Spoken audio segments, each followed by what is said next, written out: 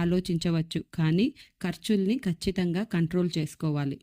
ఆరోగ్యపరంగా కొంత అప్రమత్తంగా ఉండాలి. వారం గణపతి దేవునికి పూజ చేయడం మంచి ఫలితాలను ఇస్తుంది. కర్కాటక రాశి. ఈ నెలలో కర్కాటక రాశి వారికి కుటుంబ సమస్యలు ఎదురవుతాయి.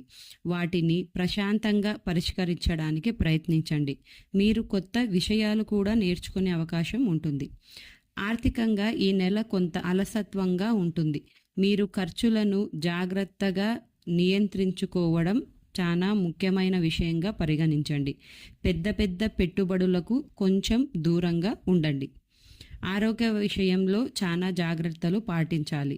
రంగా కొంత జాగ్రత్త అయితే అవసరం. మీకు అసిడిటీ ప్రాబ్లం గనక ఉంటే అది ఎక్కువయ్యే ఛాన్స్ ఉంది, కాబట్టి సమస్య చిన్నగా ఉన్నప్పుడే డాక్టర్ దగ్గరికి వెళ్ళి మంచి సలహా తీసుకోండి. మీరు సోమవారం శివునికి పూజ చేయడం వల్ల అంతా మంచే జరుగుతుంది.